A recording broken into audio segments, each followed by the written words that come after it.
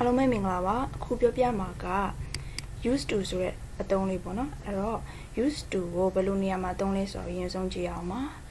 used to ဆိုတဲ့အသုံးကိုတဲ့အခုလက်ရှိမပြုလုပ်ဖြစ်တော့ပေမဲ့အရင်ကပြုလုပ်ခဲ့မှုတဲ့ actions တွေကိုပြောတဲ့အခါမှာသုံးပါတယ်အဲ့တော့ဆိုလိုချင်တာကအခုကိုကမလုပ်ဖြစ်တော့ပေမဲ့ပေါ့နော်အရင်ကလုပ်ခဲ့မှုတဲ့ကိစ္စတွေကိုပြောချင်တဲ့အခါမှာဒီ used to ဆိုတဲ့အသုံးလေးကိုသုံးလို့ရပါတယ်အဲ့တော့ example situation လေးကိုကြည့်အောင်ပါ Diane doesn't travel much these days. She prefers to stay at home. အဲ့တော့ Diane ကအခုရက်ပိုင်းခရီးသိမ်းမထွက်ဖြစ်တော့ဘူး။သူမအိမ်မှာနေရတာပိုကြိုက်နေတယ်။နောက်တစ်ခုဒါ Diane အကြောင်းကိုဆက်ပြောတာပေါ့နော်။ But she used to travel a lot. She used to go away 2 or 3 times a year.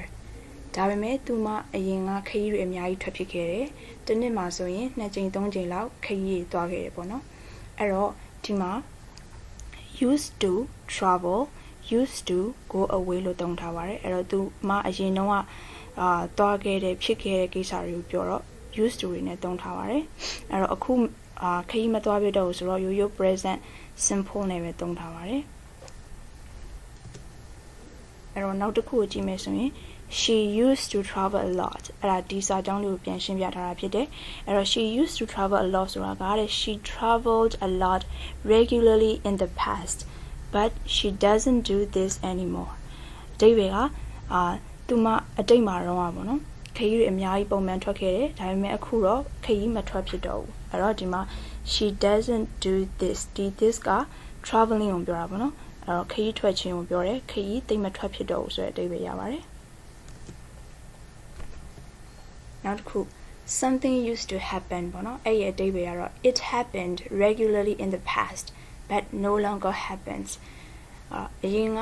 ဖြစ်ပျက်ခဲ့ပြီးတော့အခုမဖြစ်ပျက်တော့တဲ့အခြေအနေကိုပြောမယ်ဆိုရင်လည်း used to ကိုသုံးလို့ရှိပါတယ်အဲ့တော့ examples ကိုကြည့်ရအောင် I used to play tennis a lot but I don't play very often now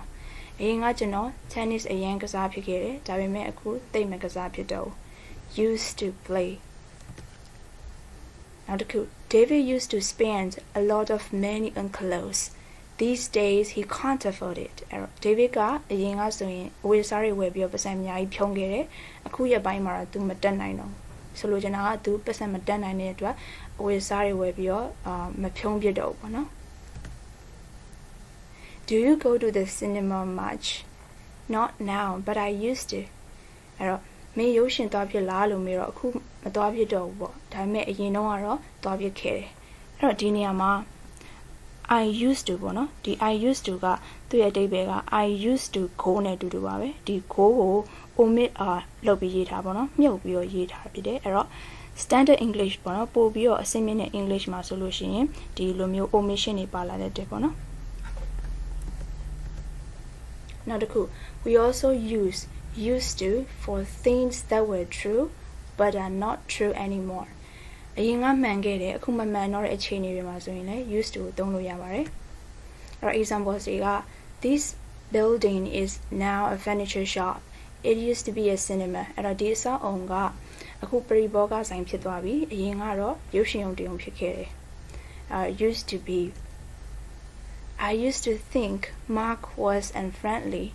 but now I realize he is a very nice person ငါရင်က Mark ကိုတိတ်ခင်ဖို့မကောင်းတဲ့လူလို့ထင်ခဲ့တယ်ဒါပေမဲ့အခုငါသိလိုက်ရတာပေါ့နော်အရင်ခင်ဖို့ကောင်းတဲ့လူဆိုတာကိုသိလိုက်ရတယ်ပေါ့နော်သူကအရင်ခင်ဖို့ကောင်းတဲ့လူဆိုတာကိုသိလိုက်ရပြီပေါ့အဲ့တော့ used to think I've started drinking tea recently I never used to like it before အခုတလောကျွန်တော်လက်ဖက်ရည်တွေတောက်ဖြစ်နေတယ်အရင်ကလက်ဖက်ရည်မကြိုက်ခဲ့ဘူး used to like Now,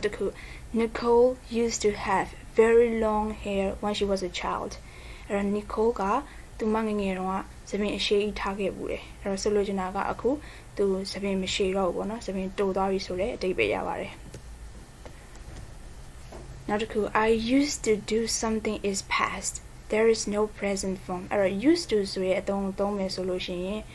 past form နဲ့ပဲသုံးရပါတယ်သူ့မှာ present form မရှိပါဘူးအဲ့တော့ you cannot say I used to do ဆိုပြီးတော့ use မှာ ed ဖြုတ်ပြီးတော့ရေးလို့မရပါဘူးသူ past form အနေနဲ့ပဲသုံးလို့ရပါတယ်ဘာလို့လဲဆိုတော့သူကအရင်ကဖြစ်ခဲ့တဲ့ကိစ္စတွေကိုပြောခြင်းတဲ့အတွက်ပါနော် present ပေါ့နော်လက်ရှိဖြစ်စုံပံအကြောင်းကိုပြောချင်ရင်တော့ present tense ရိုးရိုး present simple tense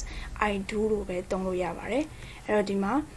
present နဲ့ past နဲ့ကိုရှင်ပြီးသုံးပြထားတယ် used to အသုံးနဲ့ present အသုံးကိုပေါ့နော်အဲ့တော့ဒီစကားလေးကိုကြည့်မယ်ဆိုရင် past အတိတ်ကအကြောင်းတွေကိုပြောချင်တယ်ဆိုရင် he used to play